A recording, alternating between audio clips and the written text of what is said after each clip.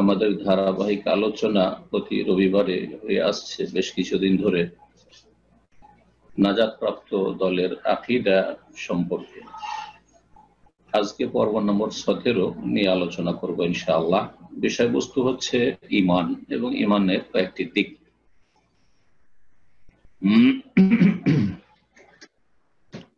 লেখক বলছেন প্রশ্ন নম্বর 40, তাতে মাদ-দালিলু আলা আন্নাল ঈমান ইয়াশমালুদ-দীনা কুল্লাহু ইনদাল ইতলাক। ঈমান সম্পর্কে গত সপ্তাহে আলোচনা হয়েছে।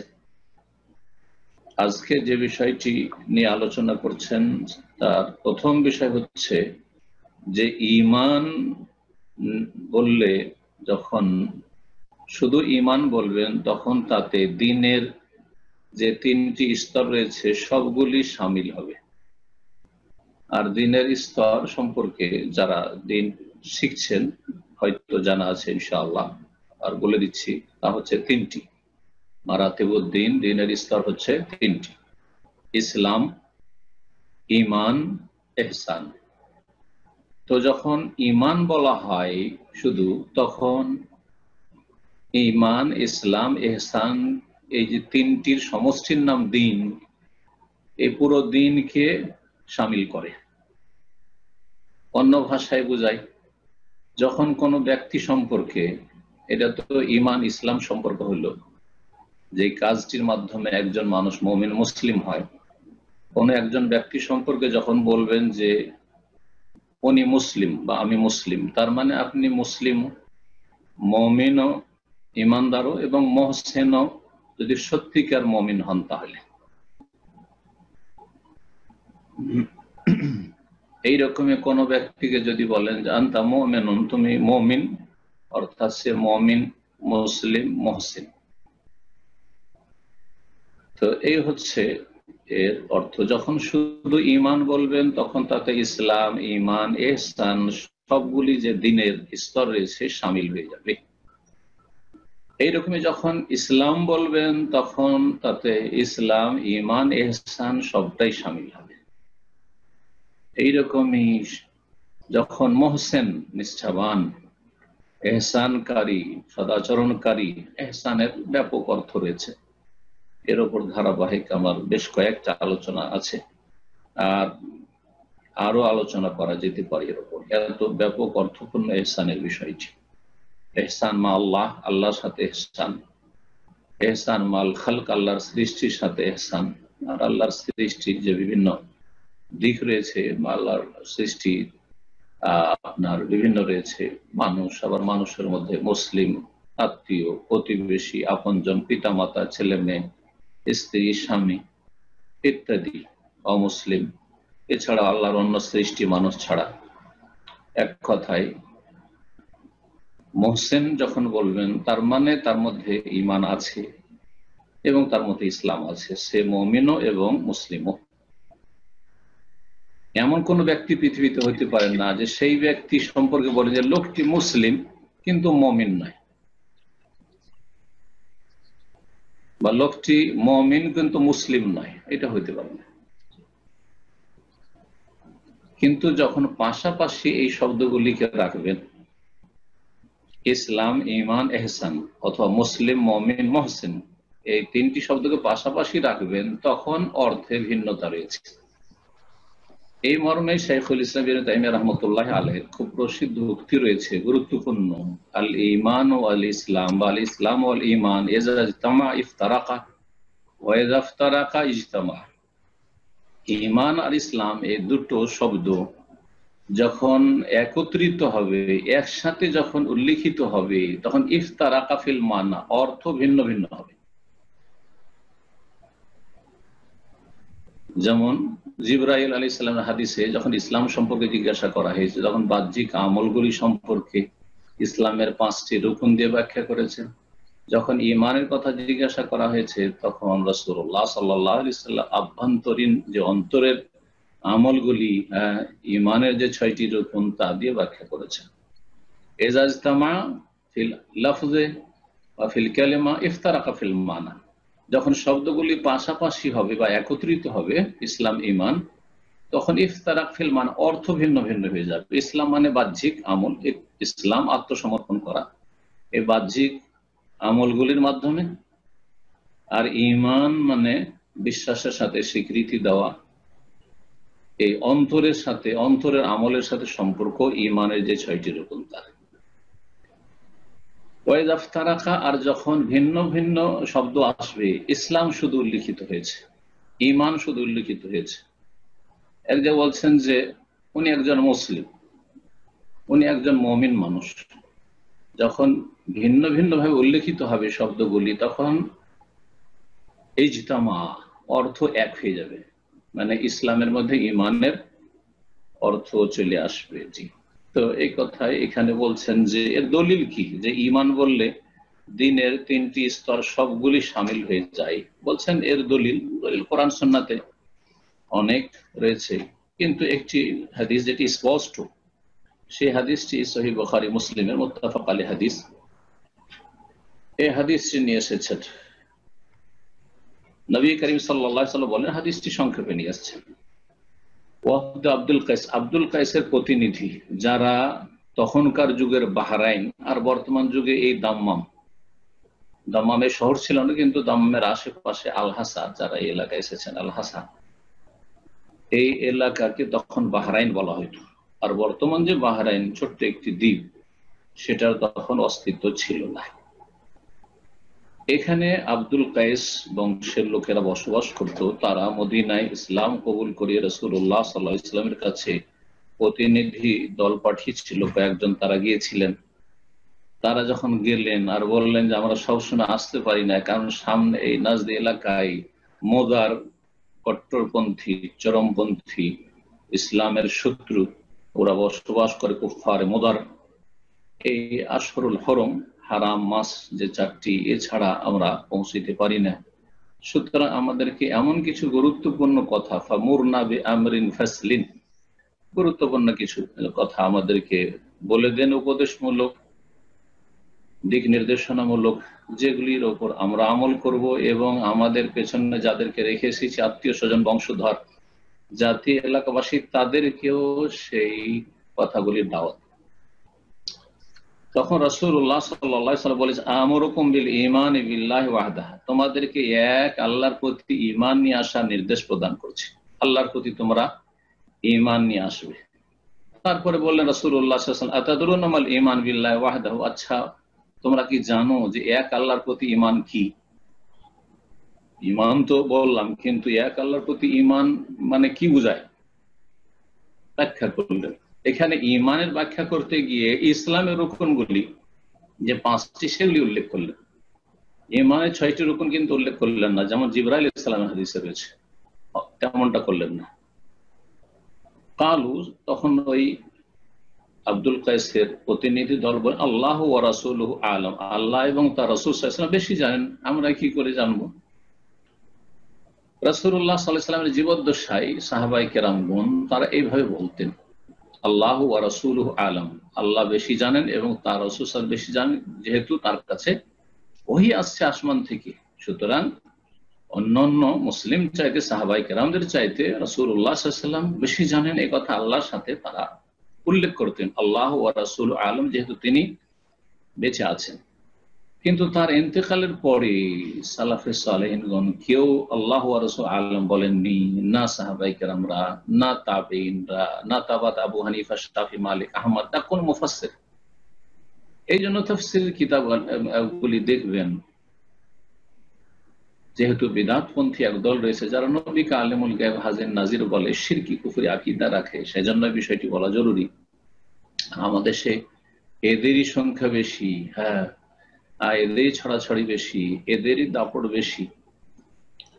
এরা নিজেদেরকে সুন্নি বলে থাকে, যাদের সুন্নতের সাথে দূরেরও সম্পর্ক নেই, শিরক আর বিদআতের সাথে সম্পর্ক, তাওহীদ সুন্নতের সাথে সম্পর্ক নেই। যত তাওহীদ সুন্নতের বিরোধিতা করতে পারে তত পাকা সুন্নি হবেন উপমহাদেশের ভাষায়।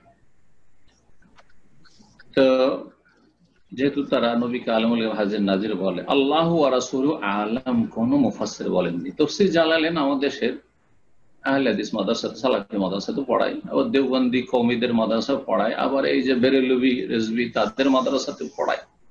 তাদের দেখো আলিফ লাম মিম, আলিফ লাম রা, যেখানে এই বিচ্ছিন্ন শব্দগুলি এসেছে, অক্ষরগুলি এসেছে, সেখানে তাফসীর করতে বলছেন আল্লাহু আ'লামু বিমুরাদিহি বিযালিক, আল্লাহ রাব্বুল আলামিন এগুলির উদ্দেশ্য বেশি জানেন। বলেননি আল্লাহু ওয়া রাসূলুহু আ'লাম, একথা বলেন মুফাসসিরিন। এখন যদি আপনাকে কোনো কথা জিজ্ঞেস করা হয় বা কোনো একটা বিষয় সম্পর্কে কেউ তথ্য জানতে চাইছে বা বলতে চাইছে, আল্লাহু আ'লাম, আল্লাহ বেশি ভালো জানেন। বলবো আল্লাহ ওয়া রাসূল, আল্লাহ এবং রাসূল বেশি ভালো জানেন না, এরকম বলবেন না। আমাদের দেশে এরকম শিরকি কথা অনেক আছে। অনেকে হয়তো শিরকি আকীদা না রাখলেও শিরকি কথা বলেন। কেমন আছেন ভাই? আল্লাহ রসুল যেমন রাখে, মানে আল্লাহ ও রসুল, তো রসুল ভালো রাখবেন নাকি? না রসুল মন্দ রাখতে পারেন? শিরকি কথা। কেমন আছে? আল্লাহ রসুলের দয়াতে ভালো আছে। তারপর আল্লাহ রসুল যা চাই, রাসূলুল্লাহ সাল্লাল্লাহু আলাইহি ওয়াসাল্লাম শিরক বলেছেন। এটা কি? আজালতা ইল্লাহি নিদ্দান, তুমি আল্লাহ শরীক বানিয়ে দিলে। আল্লাহ যা চান, কুল মাশা আল্লাহু ওয়াহদাহু, আল্লাহ যা চান। তো ফিরে আসি এই হাদিসের দিকে।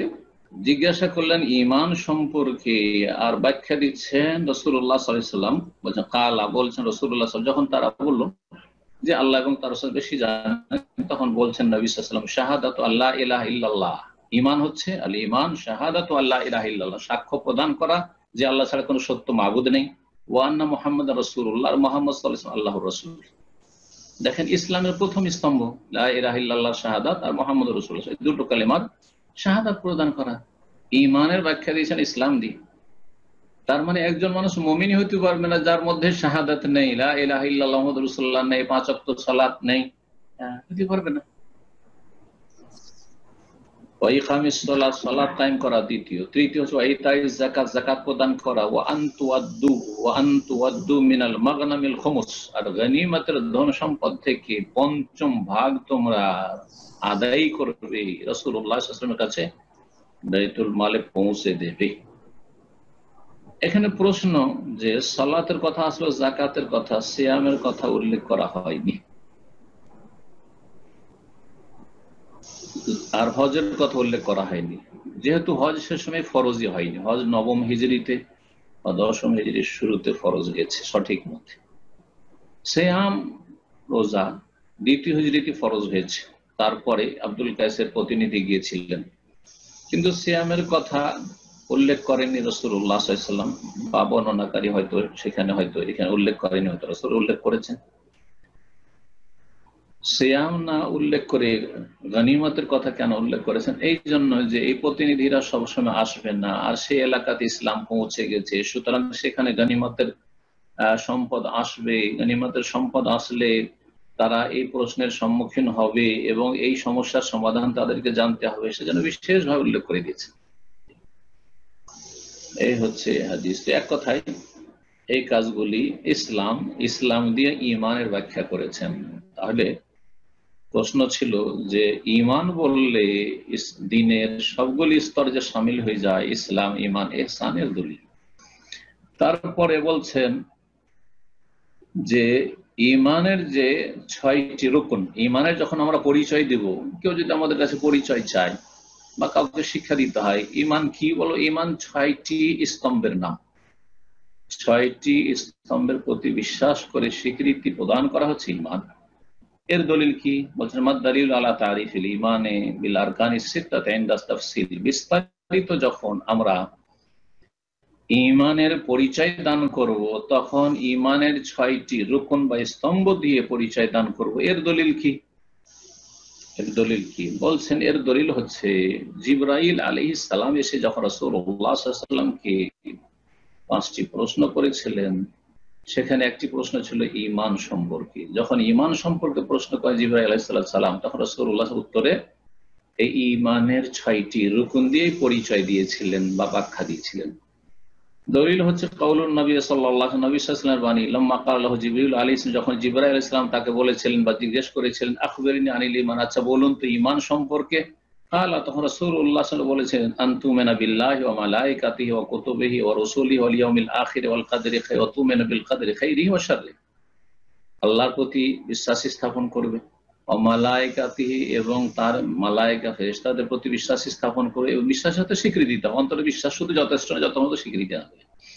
অরসুলি রসুলগণের প্রতি বিশ্বাস করে, কিতাব সমূহের প্রতি বিশ্বাস করবে, রসুলগণের প্রতি বিশ্বাস করবে, পরকালের প্রতি বিশ্বাস করবে, আর ভালো মন্দ তাকদীরের প্রতি বিশ্বাস করবে। তো ঈমানের এই 6টি রুকন, এটি আরবিতে মুখস্থ করা জরুরি নয়। যেমন ইমানে মুফাসসাল বলে আমাদের দেশের কায়দা বাগদাদিতে বিদাতিরা সংযোজন করেছে, ইমানে মুফাসসাল এর ইমানে মুজমাল। এগুলো মুখস্থ করার কোনো তেমন কোনো মূল্য নেই।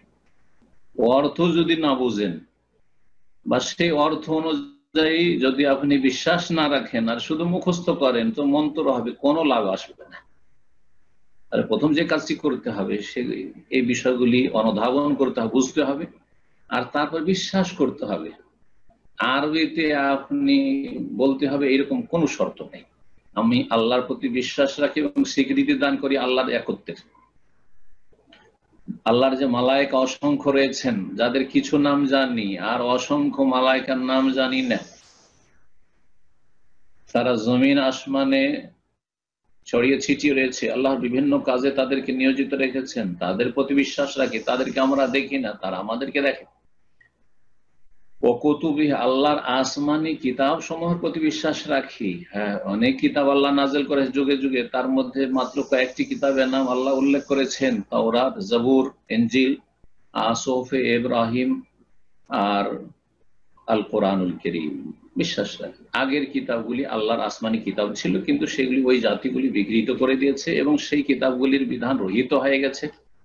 পক্ষান্তর আল কোরআনুল কারীম সমস্ত মানবতার জন্য আল্লাহ নাযিল করেছেন, কিয়ামত পর্যন্ত এর বিধান মানব জাতির জন্য ফরজ থাকবে এবং প্রত্যেক মানুষের আল কোরআনুল কারীমের প্রতি বিশ্বাস স্থাপন করা এবং সেই অনুযায়ী জীবন যাপন করা সবচেয়ে বড় ফরজ। এটি হচ্ছে মানব জাতিকে সৃষ্টি করার উদ্দেশ্য। শেষ পূর্ণাঙ্গ বিধান রব্বুল আলামিনের আল কোরআনুল কারীমের মাধ্যমে নাযিল হয়েছে। কিতাব সমূহের প্রতি বিশ্বাস, আগের কিতাবগুলির প্রতি বিশ্বাস সংক্ষেপে, আর কোরআনে কারীমের প্রতি বিশ্বাস বিস্তারিত।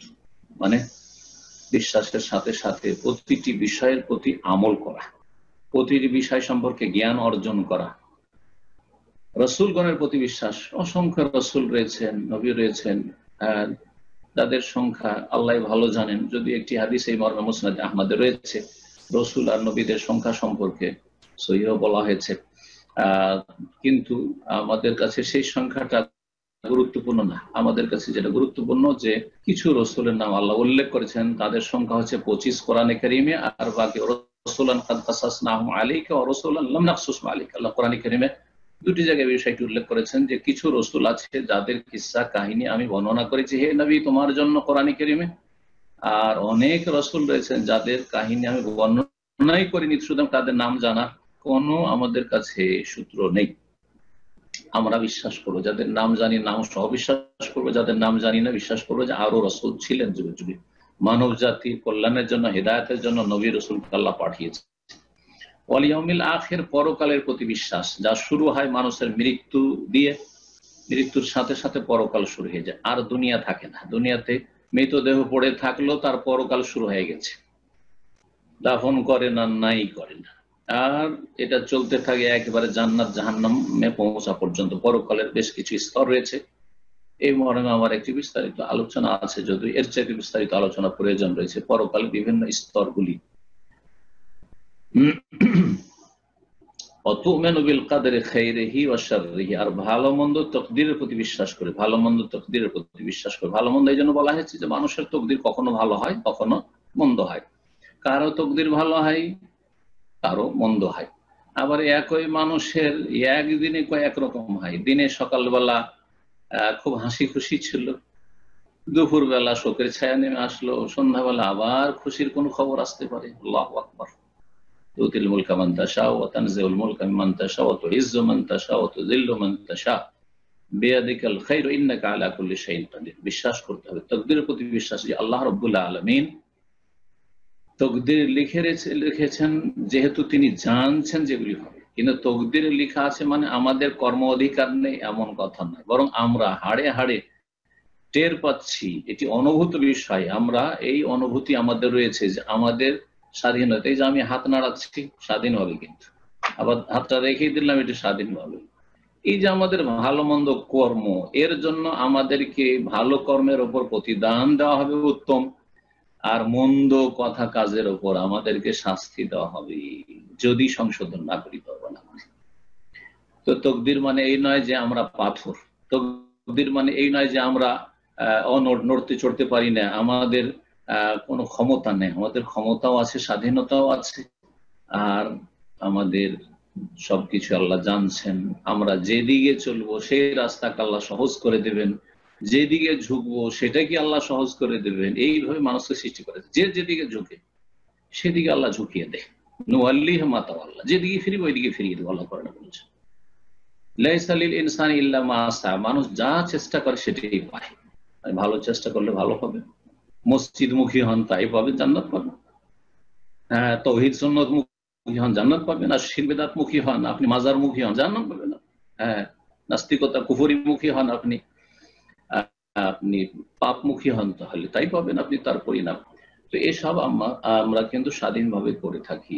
আল্লাহ যেন বোঝার তৌফিক দেন। তকদিরের আর একটা দিক হচ্ছে, অনেক দিক রয়েছে, বেশি লম্বা করবো না, যে ভালো হোক আর মন্দ হোক এই তকদিরের উপর সন্তুষ্টি প্রকাশ করতে হবে। ভালো হলে তো সবাই সন্তুষ্ট থাকে, তকদির ভাগ্য ভালো, খুব খুশি, আল্লাহর ওপরও খুশি, আর যা ঘটেছে তাতেও খুশি। হ্যাঁ হ্যাঁ, খুব আনন্দ। কিন্তু যখন অপ্রীতিকর হয়, অশান্তি হয়, তো তখন আল্লাহর ফয়সালার উপর সন্তুষ্ট থাকতে হবে, আলহামদুলিল্লাহ, এতেই কোনো কল্যাণ আছে, এতেই কোনো কল্যাণ আছে। এই বিষয়গুলি কোরআনে কারীমে আল্লাহ বলেছেন আমাদের সান্ত্বনার জন্য। জি, আসা আনতাকারাহু শাইআন, হতে পারে একটা জিনিসকে তুমি অপ্রীতিকর, অপছন্দনীয় মনে করছো, কষ্টকর মনে করছো, খুব খারাপ হলো, জি, ওয়াহুয়া খায়রুল লাকুম, কিন্তু সেটা তোমাদের জন্য উৎকৃষ্ট। অন্য জায়গায় আল্লাহ বলছেন আসা ওয়া আসা আনতাকফা আসা আনতাকরাহু শাইআন, হতে পারে যে একটা জিনিসকে তোমরা অপ্রীতিকর বা কষ্টদায়ক বা ঘৃণিত মনে করছো, খুব খারাপ হয়ে গেল, ওয়াজআলাল্লাহু ফীহি খায়রান কাসীরা, তাতে আল্লাহ অশেষ কল্যাণ রেখেছেন। খায়রান কাসীরা, শুধু কল্যাণ নয়, অজস্র কল্যাণ রেখেছেন, বহু কল্যাণ রেখেছেন, তুমি জানো না। আল্লাহু ইয়ালামু আনতুম লা তা'লামুন, আয়াতে আল্লাহ বলেছেন, আগের আয়াতটিতে আল্লাহ বেশি জানেন পরিণাম সম্পর্কে। কিন্তু সব সময় মনে রাখতে হবে যে আপনার চলন দোষে যেন তকদির খারাপ না হয়। যথাসাধ্য আপনার চলনটাকে ঠিক রাখার চেষ্টা করবেন। আপনার আকীদা খারাপ, আপনার ইবাদত বন্দেগী খারাপ, আপনার আখলাক চরিত্র খারাপ, আর বলবেন যে তকদিরে ছিল, ঠিক আছে তকদিরে ছিল, কিন্তু আপনি নিজের তকদিরটাকে ভালো করার জন্য যথাসাধ্য চেষ্টা করবেন, যথাসাধ্য চেষ্টা করবেন। আল্লাহ রাব্বুল আলামিন যেন আমাদেরকে সার্বিক কল্যাণ দান করেন, এবং আল্লাহ রাব্বুল সবসময় আমাদের কল্যাণ পর্যন্ত পৌঁছার তৌফিক দান করেন। আল্লাহ আমাদের অনিষ্ট থেকে আল্লাহ হেফাজত করেন।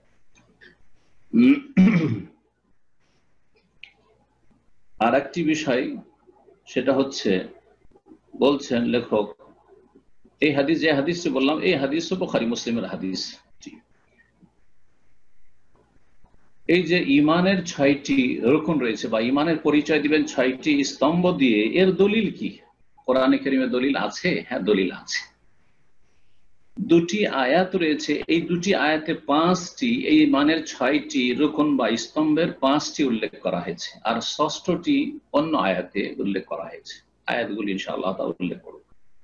বলছেন মা দালিলুহা মিনাল কিতাবে জুমলাতান, সংক্ষেপে কোরআনে কারীম থেকে দলিল কি হতে পারে ইমানের 6টি স্তম্ভের, ইমানের 6টি খুঁটি, এর দলিল কোরআনে কারীম থেকে সংক্ষেপে বলবেন কি? বলছেন ক্বাল আল্লাহু তাআলা, মহান আল্লাহ ইরশাদ করেন সূরা বাকারা আয়াত নম্বর 177, লাইসাল বিররা আন তুওয়াল্লু ওয়ুজুহাকুম কিবালাল মাশরিকি ওয়াল মাগরিব, নেকির কাজ এই নয় যে তোমরা তোমাদের মুখমণ্ডল ফিরাবে পূর্ব দিকে নাকি পশ্চিম দিকে। পূর্ব দিক পশ্চিম দিক এইটি কোনো গুরুত্বপূর্ণ নয়। যখন আপনি কিবলা চিনছেন না, আরে চেষ্টা করলেন, তারপরে যাই হইলো হইলো, অসুবিধা নাই, এটাও সবচেয়ে বড় গুরুত্বপূর্ণ নয়। গুরুত্বপূর্ণ হচ্ছে তাওহীদ, ঈমান বিল্লাহ, গুরুত্বপূর্ণ হচ্ছে আকীদা, সহিহ আকীদা, বিশুদ্ধ আকীদা, গুরুত্বপূর্ণ হচ্ছে সুন্দর ইবাদত বন্দেগী। বলছে ওয়ালাকিন্নাল বিররা মান আমানা বিল্লাহি ওয়াল ইয়াউমিল আখির, তবে সত্যিকার নেকির কাজ হচ্ছে মান আমানা বিল্লাহ, ওই লোকদের কাজগুলি যারা আল্লাহর প্রতি বিশ্বাস রাখে, ওয়াল ইয়াউমিল আখির, আর পরকালের প্রতি বিশ্বাস রাখে, ওয়াল মালায়েকাতে, ফেরেশতার প্রতি বিশ্বাস রাখে, ফেরেশতাগণের প্রতি, ওয়াল কিতাব, এবং কিতাবের প্রতি, আল কিতাবের প্রতি বিশ্বাস রাখে। কুতুব বহু বচন, অন্য জায়গায় কুতুব রয়েছে, যাতে সবগুলি কিতাব শামিল, আসমানি কিতাব, আর আসমানি কিতাবই উদ্দেশ্য। আর এখানে আল কিতাব বিশেষভাবে বলা হয়েছে কারণ আগের কিতাবগুলি রহিত হয়ে গেছে, মনসুখ হয়ে গেছে। আল কিতাব হচ্ছে আল কোরআন কারীম, যেটি আমাদের ঈমানের মাধ্যমে, বাস্তবায়নের মাধ্যমে আমাদের জান্নাতের পথে চলতে হবে। আল কিতাব, এবং যারা আল কিতাবের প্রতি বিশ্বাসী, ওয়ান নবীনা, এবং নবীগণের প্রতি বিশ্বাসী, নবীগণের প্রতি বিশ্বাসী। তাহলে এখানে পাঁচটি চলে আসলো, মান আমানা বিল্লাহি ওয়াল ইয়াউমিল আখির ওয়াল মালাইকাতে ওয়াল কিতাবে ওয়ান নবীন। জিবরিল আলাইহিস সালামের হাদিসে যেই সিরিয়ালে রয়েছে সেই সিরিয়ালে নেই, আগে পরে হলে অসুবিধা নেই, এই আয়াত দ্বারা এটা বোঝা যায়। কিন্তু যেভাবে প্রসিদ্ধ হাদিসগুলি রয়েছে সেভাবে বলাটাই বেশি ভালো। জি, আল্লাহর প্রতি ঈমান, তারপরে মালাইকার প্রতি ঈমান, তারপরে কিতাব সমূহের প্রতি ঈমান, তারপরে রাসূলগণের প্রতি ঈমান, তারপরে পরকার প্রতি ঈমান, তারপরে ভালো মন্দ তাকদীরের প্রতি ঈমান। আর তাকদীর সম্পর্কে পাঁচটি তো হলো। ষষ্ঠ যে ঈমানের রুকন তাকদীর, এর দলিল সূরা কামারের আয়াত নম্বর 49। আল্লাহ বলছে, ইন্না কুল্লা শাইইন খালাকনাহু বিকদর, নিশ্চয় আমি প্রত্যেক বস্তুকে সৃষ্টি করেছি তাকদীরের সাথে। তাকদীরের সাথে কদর আমরা তাকদীর বলি, কদ্দার কদর তাকদীর, আর ওইটাকে তাকদীর করি বাংলায় আমরা। আর আরবরা ওটাকে বলে কদর, তাকদীর তারা বলে না, কদর বলে। আর কাজা বলে, কাজা মানে চূড়ান্ত ফয়সালা আল্লাহ, আর কদর মানে হচ্ছে সুপরিমিত করা, আল্লাহর পক্ষ থেকে সেটি সুপরিমিত। আর তাকদীর মানে একই কথা, কদ্দারা ইউকদ্দিরু তাকদীর মানে সুপরিমিত করা, পরিমাণ নির্ধারণ করা। আল্লাহ রাব্বুল আলামিন আমাদের সবকিছুর পরিমাণ নির্ধারণ করেছেন। আয়ু, সুস্থতা, কোথায় রুজি, কোথায় হায়াত, জন্ম, কোথায় মৃত্যু, কোথায় লেখাপড়া, কতটা লেখাপড়া, কতটা যোগ্যতা, ইত্যাদি ইত্যাদি। কোথাও বিবাহ, কোথায় বিবাহ শাদী, কোথায় ছেলে মেয়ে হবে না নিঃসন্তান ইত্যাদি। আল্লাহু আকবার, সবকিছু তাকদীর। ক্ষুদ্র থেকে ক্ষুদ্রতম বিষয় যা কিছু পৃথিবীতে ঘটছে, শুধু মানব জাতির নয়, প্রতিটি সৃষ্টিকুলের সবকিছু আল্লাহর পক্ষ থেকে সুনির্ধারিত, সুপরিমিত। এই আয়াতটি তাকদীরের দলিলের প্রসিদ্ধ আয়াত। সূরা আলা পড়তে পারেন, যা মুখস্থ আছে আপনাদের। সাব্বিহ ইসমা রাব্বিকাল আলা আল্লাযী খালাকা ফাসাওয়া ওয়াল্লাযী কদ্দারা ফাহাদা। সাব্বিহ ইসমা রাব্বিকাল আলা, তাসবিহ করো তোমার সুউচ্চ সুমহান রবের, আল্লাযী খালাকা, যিনি সৃষ্টি করেছেন, ফাসাওয়া, এবং তিনি সুবিন্যস্ত করেছেন, সুঠাম করে। ফাসাওয়া, কত সুন্দর করে সুবিন্যাস করেছেন আমাদের রূপ চেহারাকে, প্রতিটি অঙ্গ প্রত্যঙ্গকে। খালাকা ফাসাওয়া। ওয়াল্লাযী কদ্দারা ফাহাদা, যিনি সুপরিমিত করেছেন, কদ্দারা তাকদীর নির্ধারণ করেছেন, ফাহাদা, এবং আমাদেরকে রাস্তাও দেখে দিক নির্দেশনাও দিয়েছেন। সুপরিমিত করেছেন, আবার আমাদেরকে দিক নির্দেশনাও দিয়েছেন। জি,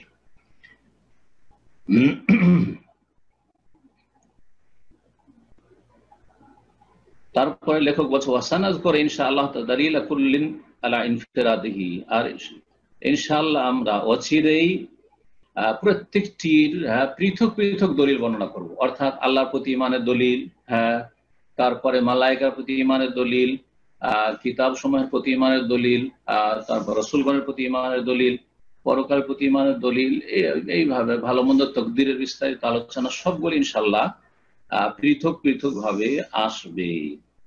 একটি আয়াত উল্লেখ করে দিয়ে লেখক উল্লেখ করেননি, তা হচ্ছে সূরা নিসার আয়াত নম্বর 136।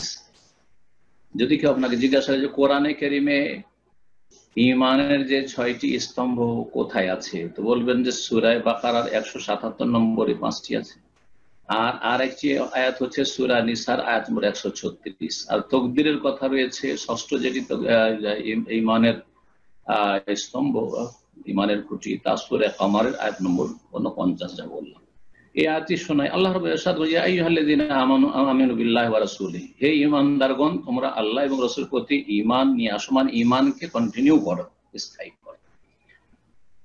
ওয়াল কিতাবিল্লাযী নাযালা আলা রাসূল, ওয়াল কিতাবিল্লাযী আনজালা মিন ক্বাবলু, যে তার রাসূলের প্রতি যে কিতাব নাযিল হয়েছে কোরআন, তার উপর, আর তার পূর্বে যা নাযিল হয়েছে তার প্রতি। তারপরে আল্লাহ রাব্বুল আলামিন বলছেন ওমাই ইয়াকফুর বিল্লাহি ওয়া মালাইকাতিহি ওয়া কুতুবিহি ওয়া রাসূলিহি ওয়াল ইয়াউমিল আখির। এখানে যেই তরতিবের সাথে, যেই সিরিয়ালে জিবরাইল আলাইহিস সালাম হাদিস বা প্রসিদ্ধ যে সিরিয়াল ঈমানের আরকান, ঈমানের 6টি রুকনের 5টি একসাথে রয়েছে, সেইভাবে বর্ণনা করা হয়েছে। যেই ব্যক্তি কুফরি করবে, মানে অস্বীকার করে, অমান্য করবে আল্লাহ রাব্বুল আলামিনকে, আল্লাহর সাথে কুফরি করবে, ওয়া মালাইকাতি, তার মালাইকা ফেরেশতাগণের সাথে কুফরি করবে, ওয়া কুতুবিহি, কিতাব সমূহের সাথে কুফরি করবে, ওয়া রাসূলগণের সাথে কুফরি করবে, ওয়াল ইয়াউমিল আখির, পরকালের সাথে কুফরি করবে, পরকালকে অবিশ্বাস করবে, অমান্য করবে, ফাকাদ দাল্লা দালালাম বাইদা, সে অনেক দূর ভ্রষ্ট হয়ে চলে গেল, অনেক দূরের ভ্রষ্টতায় লিপ্ত হয়ে গেল, ইসলাম থেকে, জান্নাত থেকে অনেক দূরে গোমরাহ হয়ে একেবারে জাহান্নামের ইন্ধন হইল। আজকে এখান পর্যন্ত ইনশাআল্লাহ তাআলা আলোচনা শেষ করছি, আর বাকি আমাদের যে প্রশ্ন উত্তর পর্ব রয়েছে তা ইনশাআল্লাহ তাআলা এখন শুরু হবে। আল্লাহ রাব্বুল আলামিন যেন আমাদেরকে কোরআন এবং সুন্নাহ দিয়ে উপকৃত হওয়ার তৌফিক দান করেন, জীবনকে আলোকিত করার তৌফিক দান করেন, আমাদের আকীদা সুন্দর রাখার তৌফিক দান করেন, ইবাদত সুন্দরভাবে আদায় করার তৌফিক দান করেন, আখলাক চরিত্র আমাদের ভালো রাখার তৌফিক দান করেন। আল্লাহ রাব্বুল আলামিন আমাদেরকে যাবতীয় অনিষ্ট থেকে, শার থেকে আর অনিষ্টকারী থেকে আল্লাহ যেন হেফাজত করেন, এবং আমাদেরকে যেন সর্ব অবস্থায় ধৈর্য ধারণের তৌফিক দান করেন। যদি ভালো কিছু হয় তো শুকরিয়ার তৌফিক দান করেন আল্লাহ রাব্বুল আলামিন, আর যদি অপ্রীতিকর কিছু হয় তো আল্লাহ যেন ধৈর্য ধারণের তৌফিক দান করেন। রব্বানা আতিনা ফিদ দুনিয়া হাসানা ওয়া ফিল আখিরাতি হাসানা ওয়া কিনা আযাবান নার। রব্বানা আফরিগ আলাইনা সাবরান ওয়া সাব্বিত আকদামানা ওয়ানসুরনা আলাল কওমিল কাফিরিন। রব্বানা আতিনা মিন লাদুনকা রাহমাতান ওয়া হায়্যি লানা মিন আমরিনা রাশাদা। ওয়া সাল্লাল্লাহু ওয়া সাল্লাম আলা নাবিয়িনা মুহাম্মদ ওয়া আলা আলিহি ওয়া সাহবিহি আজমাইন।